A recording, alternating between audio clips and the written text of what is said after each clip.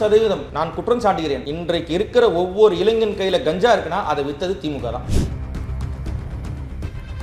இதுவே அண்ணன் எடப்பாடியார் அமித்ஷாவை பார்க்க போகும்பொழுது எத்தனை ஒரு பிரேக்கிங் நியூஸ் போட்டாங்க, அதை தான் லைவ் சேனல் பண்ணாங்க. அதுதான் ஃபுல் அண்ட் ஃபுல் டெல்லி சென்றார் எடப்பாடியார், டெல்லி சென்றார் எஸ்பி வேலுமணி, டெல்லி சென்றார் தங்கமணி, டெல்லி சென்றார் சிவி சண்முகம். என்னன்னாங்க. அக்கா கனிமொழி போயிட்டு வரும்போது அந்த அழுத்தமே இல்லையா? எங்க கூட்டணி கட்சியில் இருக்கிற அண்ணன் டிடிவி தினகரன் அதானே கேட்கிறாரு.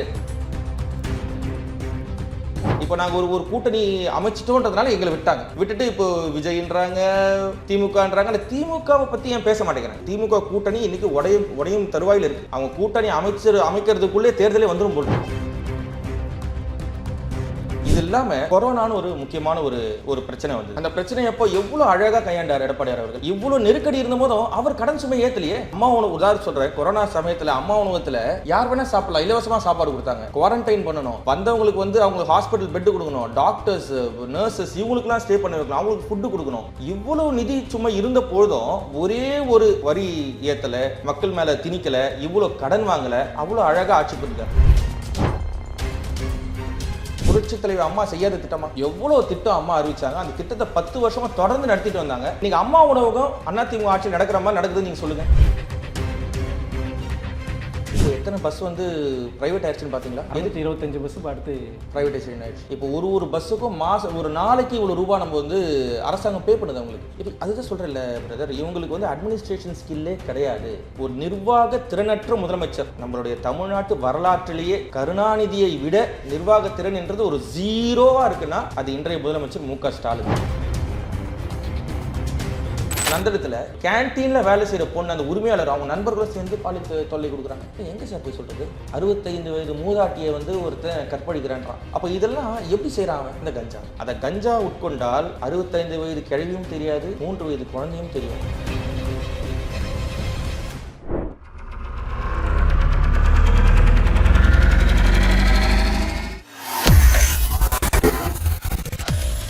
வேலை வேண்டுமா? ப்ளூ ஓஷன் இருக்கிறது. 10th 12th டிப்ளமோ டிகிரி படித்தவர்களுக்கு உணவு, தங்குமிடம், இஎஸ்ஐ, பிஎஃப் இன்சூரன்ஸ் உள்ளிட்ட சலுகைகளுடன் அனுபவத்திற்கேற்ற நல்ல சம்பளம் 15,000 முதல் 30,000 வரை. பெண்களுக்கு முன்னுரிமை. 2,000க்கும் மேற்பட்ட வேலை வாய்ப்புகள் உள்ளன. இப்போதே தொடர்பு கொள்ளுங்கள். Blue ocean.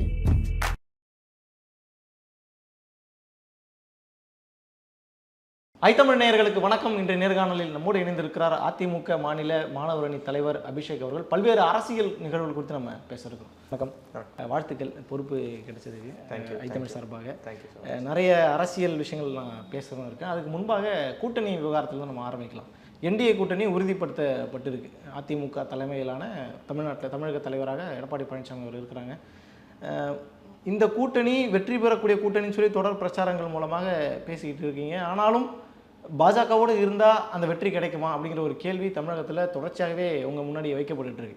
மீண்டும் அதே போல் 2021 போலவே மறுபடியும் 26க்கான முயற்சியும் இருக்கும் பட்சத்தில் எந்த அளவுக்கு இந்த கூட்டணி மக்கள்கிட்ட எடுபடும் அப்படிங்கிற கேள்வி நான் கேட்குறேன். இல்லை, கண்டிப்பாக மக்கள்கிட்ட இந்த ஒரு கூட்டணி எடுபட்டிருக்குன்னு தான் நம்ம சொல்லணும். இதுக்கு முன்னாடியே பார்த்தீங்கன்னா பழைய பாஜக என்பது வேற, இப்போ அவங்களுக்கு வந்து ஒரு வாக்கு வங்கி உயர்ந்திருக்கா இல்லையா அப்படின்னு சொன்னீங்கன்னா பழைய இருந்த ஒரு நிலை இப்போ இல்லை அப்படின்றது தான் நம்ம புரிஞ்சுக்கணும். அதே போல் பார்த்தீங்கன்னா பாட்டாளி மக்கள் கட்சி, அம்மா மக்கள் முன்னேற்ற கழகம், பாரதிய ஜனதா கட்சி இவங்க எல்லாமே வந்து அதிமுக கூட ஒரு இணக்கமான சூழலில் தான் இருக்கும். அதாவது ஒரு கூட்டணின்றதை அமைப்பது இருந்தாலும் அந்த கூட்டணி அமைப்பில் ஒரு ஜுவல் இருக்கணும். அவங்களுக்குள்ள நிர்வாகிகளுக்கு இடையில் வந்து இந்த கூட்டணி ஒரு சமரசமாக எடுத்துருக்கணும். அவங்க வந்து இதை அட்ஜஸ்ட் பண்ணி இந்த கூட்டணிக்கு வந்து இந்த கூட்டணி ஜெயிக்கணும்னு ஒவ்வொரு நிர்வாகியும் நினைக்கணும், ஒவ்வொரு கட்சியில் இருக்கிறவங்களும் நினைக்கணும்.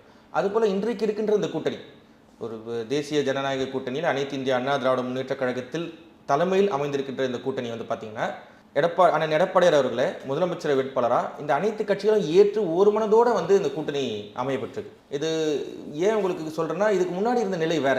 இவர் ஒரு கருத்து, அவர் ஒரு கருத்து, அவங்க ஒரு கருத்துன்ற நிலை போகி இந்த கூட்டணி என்பது சென்ற காலகட்டங்களிலே இருந்த கூட்டணி ஒரு ஜுவல் ஆகாத வண்ணம் இருந்தது தான். நம்ம ஒரு அப்போ உங்க எல்லாருமே பாஜக ஒருங்கிணைச்சிருச்சு ஒழுங்கு அப்படின்னு எடுத்துக்கலாமா? பாஜக ஒருங்கிணைக்க வேண்டியதில்லை. எனக்கு கூட்டணி இப்போ கூட பார்த்தீங்கன்னா உள்துறை அமைச்சர் அமித்ஷா அவர்கள் வரும்பொழுது அண்ணன் எடப்பாடியார் அவர்கள் வீட்டில் வந்து தான் எல்லாத்தையும் பேசிட்டு ஒரு உணவு இருந்துட்டு போகிறாங்க. அப்போ பாஜக அனுசரிச்சுன்னா இப்போ கனிமொழி அங்கே போயிருக்காங்க ராகுல் காந்தியை பார்க்கறதுக்கு. அப்போ அந்த கூட்டணியை வந்து காங்கிரஸ் அமைக்குதுன்னு சொல்லலாமா? அப்படி சொல்ல முடியாது இல்லைங்களா?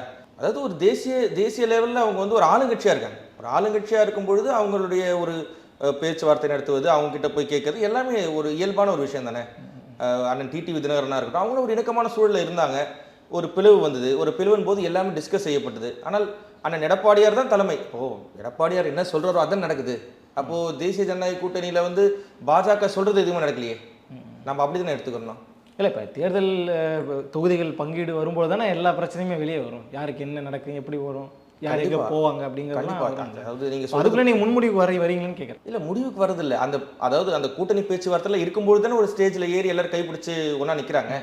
இதுவே நீங்கள் திராவிட முன்னேற்ற கழகத்தில் பாருங்கள், எங்கள் பொதுச் செயலாளர் வந்து பார்த்தீங்கன்னா, உங்களுக்கு சொல்கிறேன், எங்கள் பொதுச் செயலாளர் இன்னைக்கு வந்து 2ஆம் கட்டமாக வந்து தேர்தல் வாக்குறுதியில் கொடுக்க ஆரம்பிச்சிட்டாங்க. ஆமாம். ஆனால் திமுக சைடில் என்ன இருக்குது, ஒன்றும் கூட்டணியே வந்து அமைக்கலையே. இல்லை, இப்போ வரைக்குமே திமுக கூட்டணியில் இருந்தவங்க 2021 24 இருந்தவங்க அப்படியே தானே இருக்கிறாங்க. அதுதானே வெற்றி கூட்டணியாகவே இருக்குன்னு சொல்லி அவங்க பிரச்சாரம் பண்ணுறாங்க. கண்டிப்பாக வெற்றி கூட்டணியாக இருக்கு. அப்புறம் கனிமொழியாக அங்கே போனாங்க, டெல்லிக்கு போனாங்க ராகுல் காந்தியை பார்க்கறதுக்கு. மாணிக் தாக்கூர் ஏன் அப்படி பேசுகிறாரு, ஜோதிமணி ஏன் அப்படி பேசுகிறாங்க, இதே கோயம்பேட்டில் ஒரு நிர்வாகி வந்து செல்வ பெருந்தங்க ஏன் எதிர்த்து பேசுகிறாரு. அவங்களாம் ஒன்று நிர்வாகியாக தானே இருக்காங்க. காங்கிரஸில் இருக்கிறவங்க திமுக தலைமையை விமர்சனம் பண்றாங்க, ஆனா இன்னும் காங்கிரஸ்ல நீடிக்கிறாங்க. அவங்க மேல எந்த ஒரு இப்போ அதிமுக பாஜகவில் இருக்கக்கூடிய தவறு செய்யறாங்க, இல்ல ஏதோ ஒரு கருத்து சொல்றாங்கன்னா விமர்சனம் பண்ண மாட்டாங்க. அப்புறம் என்ன ஜனநாயகம், என்ன சுதந்திரம்னு ஒரு கேள்வி இருக்குல்ல. இல்ல அதாவது இப்போ இவங்க காங்கிரஸ்ல பண்றாங்கன்னா எல்லா நிர்வாகிகளுக்குமே அந்த சுதந்திரம் இருக்குன்னு தான் நம்ம புரிஞ்சுக்கணும். யாரும் திமுக கூட்டணி வேணான்னு சொல்லல, இன்னைக்கு வரைக்கும் வேணான்னு சொல்றது இல்லைங்க. இப்போ தேர்தல் வந்துருச்சு, இத்தனை நாள் ஒன்னா இருந்தாங்கன்றது வேற. இத்தனை நாள் வந்து ஒரு சூழல், கால சூழல், ஆளும் கட்சியா இருக்கிறதுனால இருந்தாங்க. இப்போ தேர்தல் வர நேரத்தில் ஒவ்வொருத்தரும் இப்படி பேசுகிறாங்கல்ல. நீங்கள் கம்யூனிஸ்ட் பார்ட்டியே பார்த்தீங்கன்னா இரட்டை இலக்கு தொகுதிகள் வேண்டும் கேட்குறாங்க. நாளைக்கு பிஜேபி உங்கள்கிட்ட கேட்பாங்க, அமமுக உங்கள்கிட்ட கேட்கும், அதே போல் பாமகவும் கேட்பாங்க, எல்லா கட்சியும் நடக்க கண்டிப்பாக கேட்பாங்க. ஆனால் நாங்கள் அடுத்தடுத்த லெவலில் போயிட்டோம். அடுத்தடுத்த லெவலில் போய் நாங்கள் கூட்டணி, எங்கள் கூட்டணி இதுதான். இப்போ நாங்கள் நம்பர்ஸை வச்சு நாங்கள் கூட்டணி வந்து பிரிய போகுதுன்னு சொல்லலையே. இப்போது நாங்கள் வந்து இதை கேட்போம், கொடுக்கலன்னா கூட்டணி விட்டு போயிடுவோம் அப்படின்னு பொதுவெளியில் ஏதோ ஒரு கட்சி, பாட்டாளி மக்கள் கட்சி சொன்னாங்களா, இல்லை பாரதிய ஜனதா கட்சி சொன்னாங்களா, இல்லை டிடிவி தினகரன் சொன்னாங்க? யாருமே சொல்லலையே. இந்த பக்கம் யாரும் அந்த மாதிரி சொல்லலையே. இப்போதான் கம்யூனிஸ்ட் சொன்னாங்க எங்களுக்கு இரட்டை இலக்கம் கேட்குறாங்க, கொடுக்கலன்னா நான் போய்டும் நான் சொல்லிட்டு ஆல்ரெடி காங்கிரஸ் கூட்டணியில் இருக்காங்க. ஏன் இப்போ வந்து ஏன் மறந்து பிடிக்கிறாங்க? ஏன் கனிமொழி டெல்லி போனாங்க? அது சொல்லுங்க. நீங்கள் ஒரே கூட்டணி எல்லாம் ஒன்றா இருக்காங்க, கனிமொழி எதுக்காக டெல்லிக்கு போனாங்க? இதுவே அண்ணன் எடப்பாடியார் அமித்ஷாவை பார்க்க போகும்பொழுது எத்தனை ஒரு பிரேக்கிங் நியூஸ் போட்டாங்க, அதை தான் லைவ் சேனல் பண்ணாங்க. அதுதான் ஃபுல் அண்ட் ஃபுல் டெல்லி சென்றார் எடப்பாடியார், டெல்லி சென்றார் எஸ்பி வேலுமணி, டெல்லி சென்றார் தங்கமணி, டெல்லி செல்வார் சிவி சண்முகம். என்னன்னாங்க அக்கா கனிமொழி போயிட்டு வரும்போது அந்த அழுத்தமே இல்லையா? எங்கள் கூட்டணி கட்சியில் இருக்கிற அண்ணன் டிடிவி தினகரன் அதானே கேட்குறாரு. அது ஒரு வாஸ்தவமான கேள்வி தானே. நீங்களே யோசிங்க. இப்போ நாங்கள் ஒரு கூட்டணி அமைச்சிட்டோன்றதுனால எங்களை விட்டாங்க. சரி, விட்டுட்டு இப்போ விஜய்ன்றாங்க, திமுகன்றாங்க. அந்த திமுகவை பற்றி ஏன் பேச மாட்டேங்கிறாங்க? திமுக கூட்டணி இன்னைக்கு உடையும் தருவாயில் இருக்குது. அவங்க கூட்டணி அமைக்கிறதுக்குள்ளே தேர்தலே வந்துடும் போல் இருக்கு. ஒரு தெளிவான கூட்டணியிலே ஒரு தெளிவான பார்வை இல்லாமல் அவங்களே திக்குமுக்காடிட்டு இருக்காங்க. ஆனால் எங்கள் பக்கம் பார்த்தீங்கன்னா இந்த கூட்டணி வலுவான கூட்டணி. அடுத்தடுத்த கட்டத்துக்கு போயிட்டோம். நாங்கள் ஒன்றா நின்று எல்லாரும் தேர்தல் வேலையை பார்க்க ஆரம்பிச்சிட்டோம், வாக்குறுதிகளை கொடுக்க ஆரம்பிச்சிட்டோம். அடுத்த கட்டத்துக்கு வேட்பாளர் அறிவிக்க போகிறோம். தேர்தல் வேலைகள் ஆரம்பிக்கப்பட்டுச்சு. எங்கள் பூத் லெவலில் எல்லாரும் இறங்கி வேலை செய்ய ஆரம்பிச்சிட்டாங்க. இப்போ கூட ஒரு திட்டம் ஆரம்பிச்சிருக்காங்க. எங்கள் எடப்பாடியார் அவர்கள் வந்து வீடு வீடாக போய் இந்த 5 ஆண்டுகளில், இந்த சென்ற 5 ஆண்டுகளில் உங்களுடைய விலைவாசி எவ்வளோ உயர்ந்திருக்குன்னு சொல்லி ஒரு ஆப் ஒன்று கொடுத்து, இந்த 5 ஆண்டுகளில் உங்கள் தனிப்பட்ட வருமானத்தில், உங்கள் குடும்பத்தோடைய செலவினங்களில் எவ்வளோ செலவாயிருக்கு இந்த 5 வருஷத்தில் அப்படின்னு ஒரு டேட்டா கொடுத்துட்டு வீடு விட தெரு போய் நடக்க ஆரம்பிச்சிட்டோம் நாங்கள். ஸோ அப்போ நீங்கள் களத்தில் ஆல்ரெடி கிரவுண்டில் இறங்கி வேலை செய்ய ஆரம்பிச்சிட்டிங்க. அதுதான் உண்மை. நாங்கள் களத்தில் இருக்கோம். இவங்க இன்னும் கூட்டணி அமைப்புல இதுலயே தான் போயிட்டு இருக்காங்க, பின்தங்கி இருக்காங்கன்றத. அதனால என்டிஏ கூட்டணி கை வாங்கி இருக்கு. கண்டிப்பா என்டிஏ கூட்டணி இப்போ முன்னிலையில இருக்கு. நீங்க சொன்னது போல அந்த வாக்குறுதி சம்பந்தமா சொல்லிட்டு ஏற்கனவே முதல் கட்ட வாக்குறுதி வேற கொடுத்திருந்தாரு எடப்பாடி பழனிசாமி அவங்க. அதாவது அதிமுக ஆட்சிக்கு வந்தால் 2000 ரூபாயை உயர்த்தி கொடுப்போன்ற மாதிரி சொன்னதாக இருக்கட்டும், இன்னும் நிறைய அறிவிப்புகள் கொடுத்தாங்க. ஒரு 5 அறிவிப்பு கொடுத்துருந்தாங்க. அதே போல் இந்த முறை வந்து சிறுபான்மையினருக்கு, மகளிருக்கு வந்து வட்டி இல்லாத கடன் கொடுக்குறாங்க. ஜல்லிக்கட்டு நடத்த 5 லட்சம், மாற்றுத்திறனாளிய கூட்டுறவு கடன் தள்ளுபடி, ஓய்வூதியம் 2000 ரூபாய், மாணவர்களின் கல்வி கடன் ரத்துன்ற மாதிரி நிறைய விஷயங்களை சொல்லியிருக்காங்கல்ல. இப்போ எனக்கு என்ன கேள்வினா, திமுக ஒரு தேர்தல் வாக்குறுதி கொடுத்தாங்க, அதில் சிலதை செஞ்சுக்கிட்டு இருக்காங்க. மகளிர் உரிமை தொகையாக இருக்கட்டும், பேருந்து பயணமாக இருக்கட்டும், அதை எக்ஸ்டெண்ட் பண்ணி அதிமுக சொல்கிறாங்க அப்படின்னா அப்போ உங்கள் 2 பேருக்கு என்ன வித்தியாசம் இருக்குது? 1000 ரூபா கொடுத்தா நான் 2000 கொடுக்க போகிறேன், அவ்வளோதானே. ஆல்ரெடி நிதி நெருக்கடியில் இருக்கின்ற குற்றச்சாட்டு நீங்கள் தான் வைக்கிறீங்க. 9 லட்சம் கோடி கடனில் இருக்கிறாங்க, நாங்கள் 4 விட்டு போனோம், 4 லட்சம் கடன் வந்து வாங்கியிருக்காங்க, ஆனால் ஒரு இன்ஃப்ராஸ்ட்ரக்சரும் வளரலன்னு சொல்கிறீங்க. நாளைக்கு நீங்கள் இந்த திட்டங்களை செயல்படுத்த போகிறோன்னு சொல்கிறீங்க அப்படின்னா அப்போ நீங்களும் கடனில் தானே தமிழகத்தை தள்ளுறதுக்கு முயற்சி பண்ணுறீங்க. இல்லை, அப்படி இல்லை. நீங்கள் அண்ணன் எடப்பாடியோட ஆட்சியை பாருங்க. 4.5 ஆண்டு காலம் ஆட்சி புரிந்தார் எடப்பாடியார். அப்போ வந்து இந்த நிதிநிலை இந்த பிரச்சனைகள்லாம் இருக்க தான் செஞ்சது. ஆனால் இவங்க அளவுக்கு கடன் வாங்காமல் அவர் எல்லாத்தையும் செஞ்சுட்டு தான் இருந்தார். எதையாவது நிப்பாட்டினாரா? அம்மா கொண்டு வந்த திட்டம் எவ்வளோ திட்டங்கள் அம்மா கொண்டு வந்தாங்க. தாலிக்கு தங்கமாக இருக்கட்டும், ஸ்கூட்டி கொடுக்கறதா இருக்கட்டும், இதை போல் அநேக திட்டங்கள் இருந்தது. இது இல்லாமல் கொரோனான்னு ஒரு முக்கியமான ஒரு பிரச்சனை வந்தது. அந்த பிரச்சனை அப்போ எவ்வளோ அழகாக கையாண்டார் எடப்பாடியார் அவர்கள். இவ்வளோ நெருக்கடி இருந்த போதும் அவர் கடன் சுமை ஏற்றலையே. அம்மா உணவு உதாரணம் சொல்கிறேன், கொரோனா சமயத்தில் அம்மா உணவகத்தில் யார் வேணால் சாப்பிடலாம், இலவசமாக சாப்பாடு கொடுத்தாங்க. குவாரண்டைன் பண்ணணும், வந்தவங்களுக்கு வந்து அவங்களுக்கு ஹாஸ்பிட்டல் பெட்டு கொடுக்கணும், டாக்டர்ஸ் நர்சஸ் இவங்களுக்குலாம் ஸ்டே பண்ண வைக்கலாம், அவங்களுக்கு ஃபுட்டு கொடுக்கணும். இவ்வளோ நிதி சும்மா இருந்த பொழுதும் ஒரே ஒரு ஒரு ஒரு வரி ஏற்றலை, மக்கள் மேலே திணிக்கலை, இவ்வளோ கடன் வாங்கலை, அவ்வளோ அழகாக ஆட்சி புரிந்தார். அதனால தான் சொல்கிறோம், இப்போ நீங்கள் கேட்குறீங்க நிதி சுமை இருக்கே நீங்கள் எப்படி பண்ணுவீங்க, அதை செய்யக்கூடிய ஒரு நிர்வாகத்திறன் எடப்பாடியார் இருக்கு. அப்போ நீங்களும் கடன் வாங்குவீங்க அப்படிதான்? கடன் வாங்க என்ன சோர்ஸ் இருக்குது? இப்போ இன்ஃப்ராஸ்ட்ரக்சர் இல்லைன்ற குற்றச்சாட்டு வைக்கிறோம்ல, இப்போ அதை ஈக்குவலாக அதை வந்து பெறலான அதுக்கு தகுந்த மாதிரி ஒன்று பண்ணணும் அப்படின்னா நம்மகிட்ட என்ன சோர்ஸ் இருக்குது? நீங்கள் நல்லா புரிஞ்சுக்க, 70 ஆண்டு காலம் நம்ம சுதந்திரம் பெற்றதுக்கு இருந்து 70 ஆண்டு காலம் 4.5 லட்சம் கோடி இருந்தது. ஆமாம், கரெக்டுங்களா? இந்த 5 ஆண்டு காலம் 5 லட்சம் கோடி வாங்கிட்டான்றதுனால இதெல்லாம் செய்யறதுக்கு இன்னொரு 5 லட்சம் கோடி ஆகும். நீங்கள் வந்து யோசிக்கிறது தப்பு. திமுக ஆட்சி இருந்தால் இன்னொரு 10 லட்சம் கோடி கூட வாங்குவான். அவனை மாதிரி செலவினங்கள், இப்போ அவங்க அப்பாவுக்கு 80 கோடிக்கு போய் பேனா வைக்கிறதோ, இல்லை 40 கோடி கார் ரேஸ் விடுறதோ, இந்த மாதிரியான தேவையற்ற செலவினங்களை எடப்பாடியார் பண்ண மாட்டார். அப்படி பார்த்தா நம்ம கூட தான் எம்ஜிஆர் நூற்றாண்டு விழான்னு சொல்லி எல்லா ஊர்லேயும் கோடிக்கணக்கில் செலவு பண்ணி எந்த ஒரு கணக்கில் முன்னாள் முதலமைச்சருக்கு நூற்றாண்டு விழா காண்றதுன்றது பொதுவாக செய்கிறது தான். கலைஞர் யாரு? இல்லை, அது ஒரு நினைவு சின்னம். நினைவு சின்னத்துக்கு 80 கோடி மதிப்பிலான பேனாவை எடுத்துட்டு போய் நடுக்கடல வைப்பீங்களா? இல்லை, வெறும் பேனா இல்லை, அதை சுற்றி இப்போ புத்தகம் கண்காட்சி இருக்குன்னு சொல்கிறாங்க, உள்ள நூலகம் இருக்குன்றாங்க, நிறைய விஷயங்கள் சொல்கிறாங்க. அது புரியுது. 80 கோடிக்கு அது வர்த்தா. 40 கோடிக்கு கார் ரேஸ் நடத்தினார் உதயநிதி. அந்த 40 கோடி கார் ரேஸ்ல என்ன நடந்துச்சு சார்? நீங்க சொல்லுங்க. யாருக்காக, யாரை சந்தோஷப்படுத்துறதுக்காக சென்னையில் கார் ரேஸ் தேவையா? அங்கே எடப்பாடியார் என்ன பண்ணாரு, போய் நெல்மணிகள்லாம் ஷெட்டு போடாமல் இதுவாயிருச்சு. அதை போய் பார்க்குறேன், இதுக்கு ஷெட்டு போடுங்க, இதுக்கு ஷெட்டு போடுங்கன்னு போய் குரல் கொடுக்குறாரு. டேரெக்டாக போய் டெல்டாவில் போகிறார், நெல்மணிகளை எடுத்து பார்க்குறாரு, ஏன் ஷெட்டு போடலன்னு கேள்வி எழுப்பார். இந்த 40 கோடி எத்தனை ஷெட்டு போட்டுருக்கலாம்? இந்த மாதிரி ஆக்கப்பூர்வமான திட்டம், அதாவது மக்களுக்கு என்ன தேவைங்கிறத விட்டுறது, மக்களுக்கு என்ன தேவைங்கிறத விட்டுட்டு இவங்க கொள்ளடிக்கிறதுக்கு என்ன தேவைன்னு பார்த்தாங்கன்னா இந்த நிதி சுமை இவங்க உயர்தான் செய்யும். உங்களுக்கு சின்ன உதாரணம் சொல்கிறேன். இது உங்களுக்கு அண்ணன் எடப்பாடியார் இதுவரையும் அந்த இனோவா கிறிஸ்டா காரில் தான் வந்துருக்காரு. அதிமுக ஆட்சியில் இருந்தப்போ எல்லா மந்திரியும் கிறிஸ்டா காரில் தான் இருந்தாங்க. காவல்துறை அதிகாரிக்கு கார் கொடுக்குறாங்க, தமிழக அரசு கொடுக்குறாங்க. என்ன கார் கொடுத்தாங்க தெரியுமா? ஒரு அமைச்சர் என்ன கார் பயன்படுத்துகிறாரோ அதே கிறிஸ்டா தான் காவல்துறை அதிகாரிகள். பெட்ரோல் வண்டி வரும், பிங்க் பெட்ரோல் வரும், இது எல்லாமே கிறிஸ்டா தான் வந்தது. இன்னைக்கு எந்த ஒரு அமைச்சர் அந்த இனோவா கிறிஸ்டா யூஸ் பண்ணுறாங்க சொல்லுங்க நீங்கள்? முதலமைச்சர் பயன்படுத்துகிற காரோட விலை என்ன? 2 கோடி. அது யார் பேரில் இருக்குது? இன்பநிதி பேரில் இருக்குது. ஒரு அமைச்சர் பயன்படுத்துகிற காரை பாருங்களேன், எல்லாம் 1 கோடி, 1.5 கோடி, 2 கோடி இந்த ஒரு இதில் இருக்குது. எதுக்காக சொல்ல வரேன்னா இவங்க செலவினங்களை இப்படி தான் பயன்படுத்துகிறாங்க. எவ்வளோ வேஸ்ட் பண்ண முடியுமோ இந்த ஒரு ஆடம்பரத்துக்கு, இந்த ஒரு அட்வர்டைஸ்மெண்ட் பண்ணுறதுக்கு, இந்த அட்வர்டைஸ்மெண்ட் பண்ணுறது, இந்த ஆடம்பரம் பண்ணுறதுக்காக தான் இவங்க நிதியை வந்து வேஸ்ட் பண்ணியிருக்காங்க. இவங்க ஆக்கப்பூர்வமான திட்டத்தை செஞ்சாங்கன்னா இதுவரையும் புரட்சி தலைவர் அம்மா செய்யாத திட்டமா?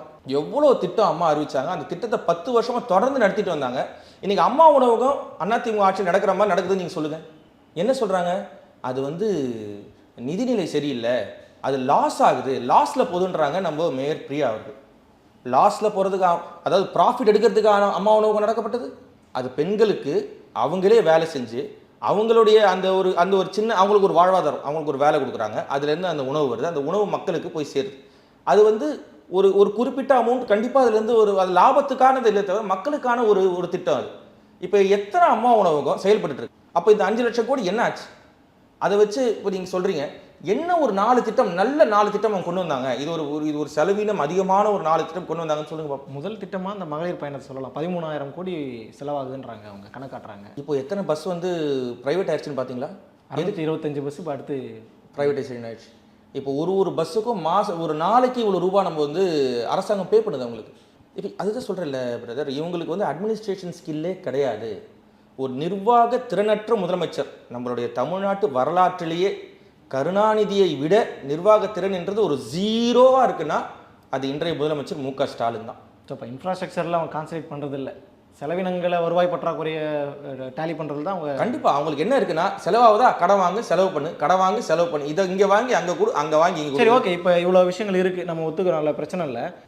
அதிமுக ஆட்சி வருது, என்டிஏ கூட்டணி வருது அப்படின்னா இந்த செலவினங்களை எப்படி நீங்கள் சரி கட்டுவீங்க? அதுதான் சொல்கிறேன். அதுவும் நல்ல நிர்வாகத்திறன் இருக்கிற யாராலும் பண்ண முடியும். இது மு.க. ஸ்டாலினை தவிர்த்து இந்த ஆடம்பரம் இல்லை, எப்படி பார்த்தாலும் தமிழகத்துக்கு இல்லை, எந்த மாநிலமாக இருந்தாலும் இல்லை, இந்தியாவில் இருக்கிற எந்த மாநிலங்களிலும் கடன் வாங்காமல் ஒரு விஷயம் பண்ண முடியாத சூழலில் தான் நம்ம இருக்கிறோம்ல. கண்டிப்பாக அப்படின்னா நீங்களும் வாங்க தானே செய்வீங்க. அது உங்களுக்கு தப்பா தெரியல, இது தப்பா தெரியுதுன்னா பிரச்சனை எங்க கடன் வாங்கினது தப்புன்னு சொல்லலையே. அதிமுக ஆட்சியில் கடன் வாங்கலை நம்ம சொல்லவே இல்லையே. நாங்கள் கடனே வாங்கலை, நீ ஏன் கடன் வாங்கினேன்னு சொல்லலையே. அந்த கடனுடைய அளவு தானே சொல்கிறோம். 70 வருஷமா 4.5 லட்சம் கோடி எங்கே சார் இருக்குது? இன்னும் 5 வருஷம் முடியல சார், அதுக்குள்ள 5 லட்சம் கோடி வாங்கிட்டாங்க சார். அதுதானே நாங்கள் சொல்கிறோம். 10 ஆண்டு காலம் ஆட்சியில் இருந்தோம் நாங்கள். அப்போ நாங்கள் 5 கோடி 10 கோடியாக வாங்கி வச்சிருக்கோம். மொத்தமே 4.5 லட்சம் கோடியில் தான் நடத்துகிறோம். அதில் எத்தனை திட்டங்கள் கொடுத்தோம்? இதை தான் திரும்ப திரும்ப இத்தனை திட்டங்கள் கொடுத்து 4.5 லட்சம் கோடி தாங்க இருந்தது. இவன் எதுவுமே கொடுக்காம 5 லட்சம் கோடி எக்ஸ்ட்ரா வாங்கி வச்சிருக்கான்றது தான் நம்மளுடைய கூற்று. இத்தனைக்கும் அம்மா கொண்டு வந்த திட்டத்தை நிப்பாட்டிட்டான். தாலிக்கு தங்க திட்டம் நிப்பாட்டிட்டாங்க, ஸ்கூட்டி மானியம் திட்டம் நிப்பாட்டிட்டாங்க, அம்மா உணவும் நிப்பாட்டிட்டாங்க, லேப்டாப் நிப்பாட்டிட்டாங்க. இதை போல எவ்வளோ திட்டம் நிப்பாட்டிட்டு இப்போ சாகிற நேரத்தில் சங்கரான்னு கூறுற மாதிரி எத்தனை வந்து லேப்டாப் கொடுக்குறோம், 10 லட்சம் லேப்டாப் கொடுக்க போகிறோம், அதை கொடுக்குறோம், இது கொடுக்குறோன்னா இது மக்கள் நீங்கள் கேட்குறீங்க, நீங்கள் பாயிண்ட்டாக கேட்குறீங்க, நல்ல கேள்வி கேட்குறீங்க. மக்கள் இதே கேள்வி தான் கேட்குறாங்க. 5 லட்சம் கோடி வாங்கினே என்ன பண்ண? இத்தனை திட்டத்தை நிப்பாட்டிட்டு 5 லட்சம் கோடி வாங்கிட்டு நீ என்னப்பா பண்ண? அவங்க ஆல்ரெடி செயல்படுத்திட்டு இருக்காங்கல்ல. இலவச பேருந்து பயணம் கொடுக்குறாங்க, மாதம் 1000 ரூபா கொடுக்குறாங்க, தமிழ் புதல்வன் திட்டம், நான் முதல்வன் திட்டம், அவங்க திட்டங்களை செயல்படுத்தி தானே இருக்காங்க. எங்கே சார் அதுக்கெல்லாம் சொல்லல. இப்போ இலவச பேருந்து திட்டம் சொன்னீங்க, கவர்மெண்ட் பஸ்ஸஸ் பிரைவேடைசேஷன் ஆகிட்டாங்க. அதுக்கு மாதம் அங்கிருந்து காசு போகுது, அது கடன் வாங்கி கொடுக்குறாங்க. இப்போ எந்த ஒரு திட்டத்தையுமே இவங்க ஒரு நல்ல வழியில் யூஸ் பண்ணாங்களா, அதை வந்து ஒரு நிர்வாகத்திறனோட பண்ணாங்களா? பண்ணலையே. இல்லை, இப்போ நான் திட்டங்களில் சும்மா குறிப்பிட்டு 2-3 சொல்கிறேன். கலைஞரின் கனவு இல்லம்னு சொல்லி 1 லட்சம் வீடுகள் 3500 கோடி, இலவச பேருந்து பயணத்துக்கு 3600 கோடி, முதலமைச்சர் காலை உணவு திட்டம் 600 கோடி, உயர்கல்வித்துறை 6000 கோடி, சுகாதாரத்துறை 20000 கோடி, வேளாண் மற்றும் உழவு 23000 கோடிங்கிற அளவுக்கு அவங்க பட்ஜெட் போட்டு தானே பண்ணிக்கிட்டு சொல்லலாம் சார். 2000 கோடி, 4000 கோடி, 6000 கோடி, கடைசியில் இது ஏழோட பிம்பிலிக்கா பிலாப்பின்ற மாதிரி தான் நீங்கள் இது வந்து நம்ம சொல்கிற மாதிரி இருக்குது.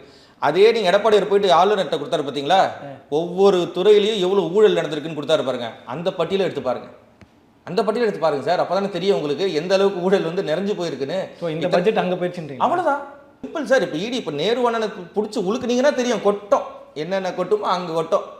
அதுபோல் இவங்களோட ஊழல் தான், மொத்தமும் ஊழல் தான். அந்த பணத்தை நம்பி தான் இவங்க இப்போ முறைகேடுனா அப்புறம் அதிமுக ஆட்சியில் வேலுமணி அவர் மேலேயும் முறைகேடு ஊழல் புகார் சொன்னாங்க, விஜயபாஸ்கர் மேலேயும் சொன்னாங்க, நிறையா. அப்படின்னு பார்த்தா அங்கிட்டும் ஒரு லிஸ்ட் இருக்குல்ல. சொல்லலாம் சார்.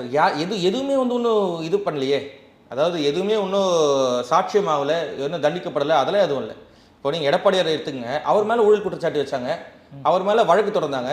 பின்பு அந்த வழக்கை வந்து அவங்களே நிப்பாட்டிக்கலான்னு சொன்னா கூட எடப்பாடியாரே கோர்ட்டுக்கு போயிட்டு இல்லை என் மேலே வழக்கு வந்துருச்சு, எடுத்து விசாரிங்கன்னு சொல்லி விசாரித்த பிறகு நிரபராதின்னு சொன்ன பிறகு தானே எடப்பாடியார் வெளியே வராரு. நான் என்ன சொல்கிறேன், இந்த மாதிரியான ஒரு தலைவர்கள் நீங்கள் எங்கே பார்க்க முடியும்? எங்கள் தலைவர் நான் பெருமையாக சொல்கிறேங்க, எடப்பாடியார் மேலே ஊழல் குற்றச்சாட்டு இருந்தது, வழக்கு தொடரப்பட்டது, அவர்களே பின்வாங்கினார்கள். இல்லை எடப்பாடியார் கோர்ட்டை அணுகி என் மேலே ஊழல் குற்றச்சாட்டு வச்சாங்களா, அதை விசாரிங்கன்னு சொல்லி, இல்லை ஊழல் நடக்கலை, நீங்கள் ஊழல்வாதி இல்லைன்னு சொல்லி நிரூபித்து வெளியே அமைச்சவங்க தானே எடப்பாடியார் அவர்கள். அப்போ அந்த மாதிரி தலைவர்கள் தான் நாங்கள் வச்சுக்கிட்டு இருக்கோம். இதை வச்சுட்டு தானே நாங்கள் அரசாங்கத்தை நடத்தணும், இவ்வளோ நல்ல திட்டங்களை கொடுத்தோம். நீங்கள் வந்து இப்போ என்ன ஒரு சிம்பிள் சார், நிர்வாக திறன் இல்லை, இவர்களுக்கு என்ன செய்வதென்று தெரியவில்லை, அட்மினிஸ்ட்ரேட்டிவ் ஃபெயிலியருங்கிறீங்க. Total failure sir. அதுக்கு ஒரு சிம்பிள் எக்ஸாம்பிள் சொல்கிறேன் சார். 11th ஸ்டாண்டர்ட் ஸ்டூடெண்ட்டோட பேக்கில் வந்து கஞ்சா எடுத்தாங்க. நேற்று நீங்கள் நியூஸில் பார்த்தீங்களா சார்? ஒரு 11ஆம் வகுப்பு படிக்கும் மாணவன் பேக்கில் ஜாமெண்ட்ரி பாக்ஸ், லேப்டாப் இதெல்லாம் வச்சது அதிமுக. அந்த மாணவன் பேக்கில் கஞ்சாவை வச்சது திமுக. எப்படி கஞ்சா வச்சு திமுக புத்தம்போது குற்றச்சாட்டு வைக்கக்கூடாதுல்ல? திமுக தான் விற்பனை பண்ணிட்டு இருக்கேன். நான் திரும்ப சொல்கிறேன், அட்மினிஸ்ட்ரேட்டிவ் ஃபெயிலியர். ஏன் அப்படி சார் அட்மினிஸ்ட்ரேட்டிவ் ஃபெயிலியர்? ஏன் நீங்கள் கரெக்டாக கேட்குறீங்க, திமுக ஏன்னு சொல்கிறீங்கன்னு சொல்கிறேன் சார். கஞ்சாவை பிடிக்க வேண்டியது யார் சார்? தடுக்க வேண்டியது யார் சார்? போலீஸ். அந்த போலீஸ் துறை யார்கிட்ட இருக்குது? முதல்வர்கிட்ட இருக்குது. நம்ம தமிழ்நாட்டோட டிஜிபியா இன்னும் 3 மாதமாக பொறுப்பு டிஜிபி மட்டுமே அறிவிச்சிருக்காங்க சார். ஏன் டிஜிபி இவங்களால போட முடியல? தொன்று தொட்டு இருந்த முதலமைச்சர்கள் யாருமே போலீஸ் துறையில் அந்த அதிகாரிகிட்ட அரசியல் பண்ணலை. முதல் முறையாக வரலாற்று சிறப்புமிக்க முதலமைச்சர் மு.க. ஸ்டாலின் அவர்கள் போலீஸ் துறையில் ஒரு அரசியல் செஞ்சிட்ருக்கார். 3 மாதமாக டிஜிபி இல்லை.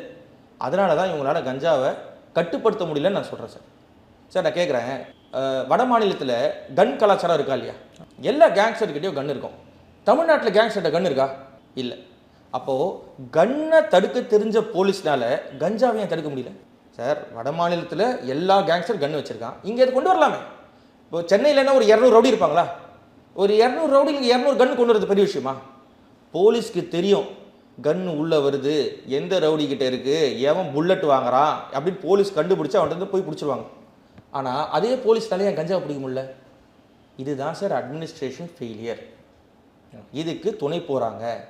எங்கே கஞ்சா விற்கப்படுதோ அந்த இடத்துல திமுக கொடி கம்பம் இருக்கு. போலீஸ் போய் அவனை பிடிச்சா அங்கேருந்து வெள்ளை சட்டை போட்டு ஸ்டாலின் படத்தை வச்சுட்டு ஒருத்தர் வரான். வட்ட செயலாளர், பகுதி செயலாளர், ஒன்றிய செயலாளர், மாணவரின் செயலாளர், இளைஞரின் செயலாளர், இந்த செயலாளர், அந்த செயலாளர் வந்து போலீஸ் டேய் போடான்றான். என்ன பண்ண முடியுது? மாத்தவா உன்ன டிஜிபியே போடல தெரியும்ல, 3 மாசமா டிஜிபி இல்லாமல் இருக்கீங்க, தூக்கி அடிப்போம் பார்த்துக்கன்றான். நீங்கள் சொல்லுங்கள் சார், டிஜிபி ஏன் 3 மாசமா போடல தமிழ்நாட்டில்?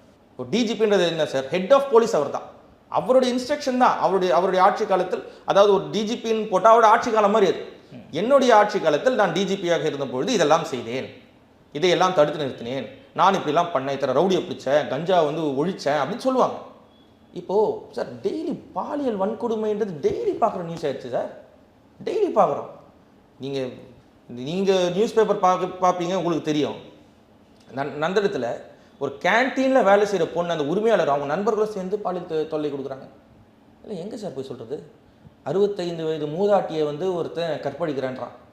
அப்போ இதெல்லாம் எப்படி செய்கிறான் அவன்? அந்த கஞ்சா. அந்த கஞ்சா உட்கொண்டால் 65 வயது கிழவியும் தெரியாது, 3 வயது குழந்தையும் தெரியாது. அவனுக்கு ரத்தம்னா என்னன்னு தெரியாது. எடுத்து கொடுத்தோன்னா அவ்வளோதான். திருத்தணியில் அந்த 4 சிறார்கள் ஒரு வடமாநில இளைஞரை சும்மா அப்படியே வெட்ட மாட்டான் சார், வெட்டி ஷார்ட்ஸ்லாம் அதுக்கான கீறி எதுக்கு போடுறான்? சரி அவன் உன்னை அடிச்சானா? உன் குடும்பத்தில் என்ன பண்ணானா?